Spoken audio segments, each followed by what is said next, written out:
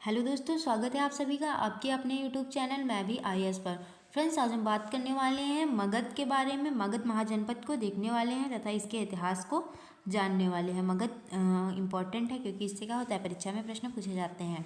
तो मगध के सबसे प्राचीन वंश बृहद्रथ वंश का संस्थापक कौन था? बृहद्रथ था। सबसे पहले यही याद रखिएगा आप कि बृहद्रथ वंश का संस्थापक कौन था? तो बृहद्रथ था और ये मगध का सबसे प्राचीन वंश था। इसने गृहव्रज यानी कि राजगृह को अपनी राजधानी बनाया था। भारत का शक्तिशाली राजा जरासंध बृहद्रथ का पुत्र था। बृहद्रथ का पुत्र कौन था? तो जरासंध बृहद्रथ का पुत्र था। बृहद्रथ वंश 6ठी सदी ईसा पूर्व समाप्त हो गया था और हर्यक वंश का संस्थापक क्या था? बिंबिसार था, जो मगध की गद्दी पर 544 ईसा पूर्व में बैठता है। सबसे पहले कौन वंश देखते हैं? बृहद वंश देखते हैं। फिर उसके बाद आता है हर्यक वंश। हर्यक वंश के संस्थापक कौन थे? बिंबिसार थे। और ये गद्दी पर कब बैठते हैं? ये 544 ईसा पूर्व में बैठते हैं। ये क्या थे? ये बुद्ध के समकालीन थे और बौद्ध धर्म के क्या थे? अनुयायी थे। बिंबिसार कौन थे? बौद्ध धर्म के अनुयायी थे। परीक्षा में पूछ सकते हैं कि बिंबिसार जैन धर्म के अनुयायी थे या बौद्ध धर्म के। तो आप याद रखिएगा कि बिंबिसार किसके अनुयायी थे? बौद्ध धर्म के अनुयायी थे। उसने ब्रह्मदत्त को हराकर अंगराज्य को मगध में मिला लिया था। अंगराज्य को मगध में किसने मिलाया था? तो बिंबिसार ने मिलाया था। राजगृह का निर्माण कर उसे अपनी राजधानी बनाया। इसने अपनी राजधानी किसको बनाया? राजगृह को बनाया। बिंबिसार ने मगध पर करीब 52 वर्षों तक का शासन किया। महात्मा बुद्ध की सेवा में बिंबिसार ने ही राजवेद जीवक को भेजा था। तो ये क्वेश्चन पूछते हैं परीक्षाओं में कि राजवेद जीवक को किसने भेजा था? तो इन्होंने बिंबिसार ने भेजा था, याद रखिएगा। इतिहास में बिंबिसार की प्रसिद्धि इसलिए है कि उसने वैवाहिक संबंध स्थापित कर अपने राज्य का विस्तार किया था।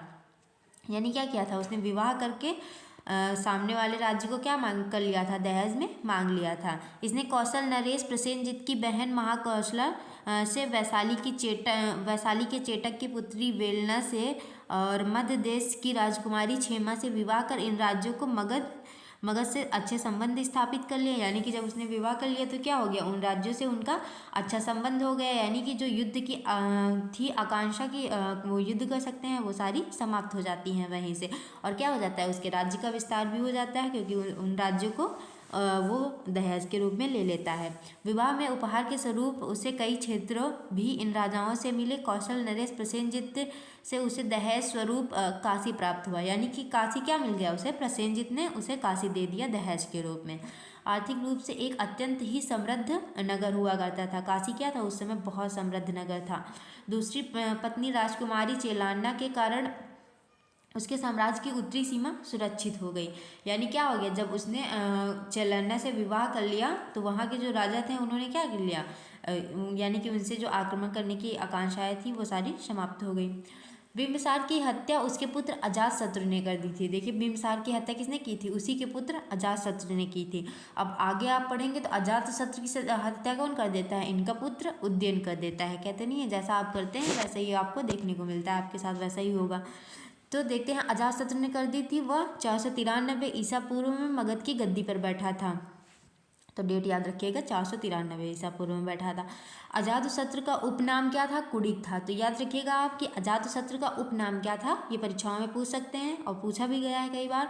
तो उनका उपनाम क्या था? कुडित था। अजातशत्रु ने 32 वर्षों तक मगध पर शासन किया। कितने वर्षों तक किया? 32 वर्षों तक। और इनके पिता कितने वर्षों तक करते हैं? वो 52 वर्षों तक करते हैं। अभी आपने देखा ना पीछे।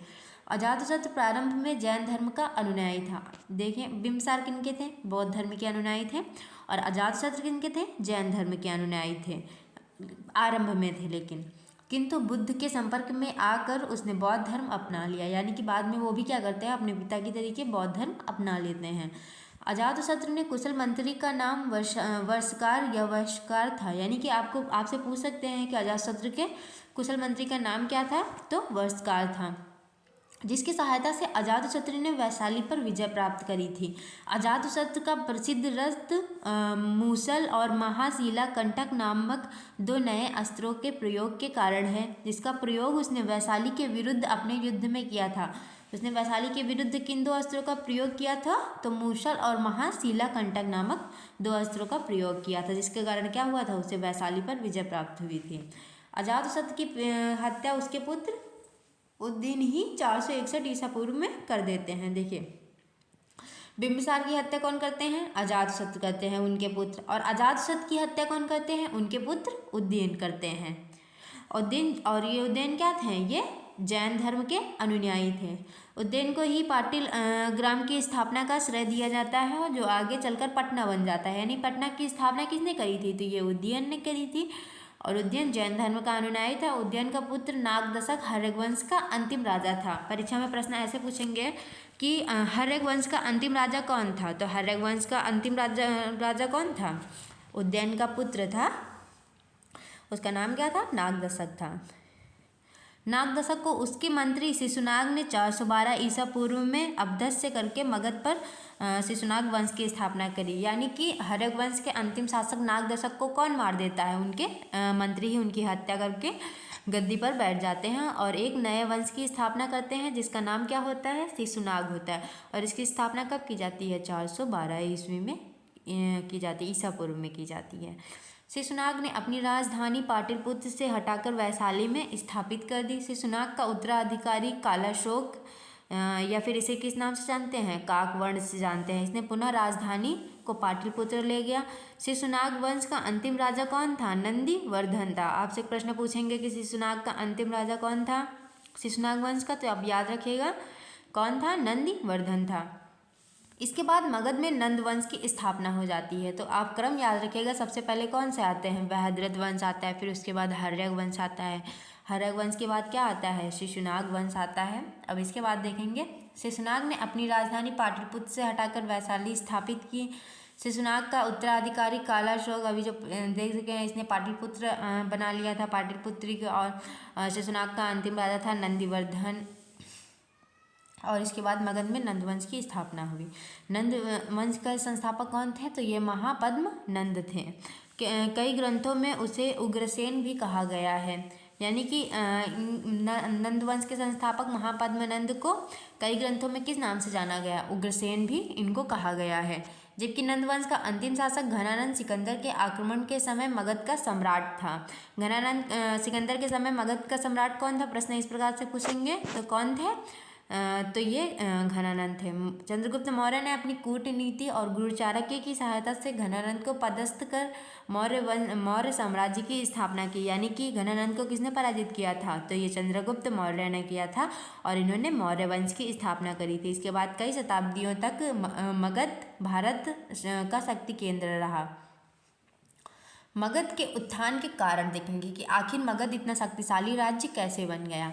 हम पाते हैं कि महाजनपदों की कुल संख्या 16 थी, किंतु कालांतर में मगध महाजनपद इन सभी महाजनपदों को परास्त कर इनमें से सबसे शक्तिशाली होकर उभरा और भारत का प्रथम साम्राज्य बन गया। यानी कि देखते हैं महाजनपद कितने थे? 16 थे, लेकिन इनमें जो सबसे शक्तिशाली बनकर उभरता है वो कौन था? वो था मगध, सबसे शक्तिशाली बन जाता है। इतिहासकारों ने मगध के साम्राज्यवादी शक्ति के स्वरूप के उत्थान के पीछे निम्न कारण बताए थे कि आखिर इतना शक्तिशाली मगध कैसे बन गया। तो सबसे पहला कारण था मगध की भौगोलिक स्थिति। मगध की राजधानी राजगिरी एवं पाटलिपुत्र प्राकृतिक सीमाओं से सुरक्षित थी। राजगिरी पहाड़ियों से और पाटलिपुत्र नदियों से घिरा हुआ था। किससे था? ये पहाड़ियों और नदियों से पूरा क्षेत्र घिरा हुआ था, इसलिए इस पर बाहरी आक्रमण संभव ही नहीं था। यानी कि जब रास्ता होगा, रूट होगा, तभी तो आक्रमणकारी आएंगे। तो लेकिन यहाँ पे क्या था? यहाँ पे तो पहाड़ियाँ थी और नदियाँ थी, तो आना असंभव था। इसलिए बाहरी आक्रमण क्या था? संभव ही नहीं था। यहाँ के राजाओं को राज्य विस्तार का अवसर प्राप्त हुआ, जिसका लाभ उन लोगों ने उठाया, और साथ ही वे बाहरी आक्रमणों से भी बहुत हद तक सुरक्षित हैं। यानी कि उन्हें इस चीज़ का भारी नहीं रहा कि बाहर से कोई आक्रमण करेगा, उस ओर ध्यान नहीं रहा, और विकास की ओर इन्होंने क्या किया? ज़्यादा ध्यान दिया। और दूसरा कारण क्या था? आर्थिक संपन्नता। इस राज्य में कृषि, उद्योग और व्यापार की उन्नत स्थिति थी। मगध का राज्य गंगा के उपजाऊ मैदान में आता था, और साथ ही यहाँ लोहे के प्रचुर खान उपलब्ध थे, जो कृषि तथा औजार दोनों में ही अत्यंत लाभकारी थे। राज्य को भरपूर कर की प्राप्ति होती थी, जिसके बल पर सेना का गठन कर साम्राज्यवादी प्रवृत्ति को बढ़ावा दिया गया। सैनिक संगठन देखेंगे। अगला कारण क्या है? सैनिक संगठन। तो मगध में क्या थी? एक बहुत ही अच्छी सुदृढ़ सेना व्यवस्था थी। इसके पास हाथी की टुकड़ी थी, जो दलदली क्षेत्रों में घोड़े से अत्यधिक उपयुक्त थी। यानी कि दलदली क्षेत्रों में क्या हो जाएगा? घोड़ा नहीं चल पाएगा। उन क्षेत्रों में कौन काम आएगा? तो उसमें हाथी काम आएंगे। तो हाथी किनके पास थे? मगध की सेना के पास थे हाथी। युद्ध में नए अस्त्र शस्त्रों से मगध की सेना सुसज्जित थी, यानी कि अस्त्र शस्त्रों की कमी क्या थी? मगध सेना में नहीं थी।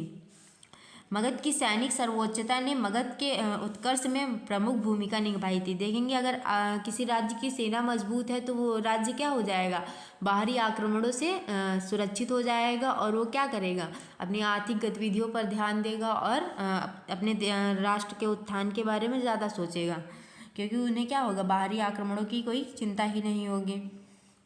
आरंभिक जैन और बौद्ध लेखकों ने मगध की महत्ता का कारण विभिन्न शासकों की नीतियाँ बताई। अगर देखिए पाकिस्तान आज इतना गरीब क्यों हो गया, यानी यहाँ पे फाइनेंशियल क्राइसिस क्यों है? क्योंकि वहाँ पे क्या है?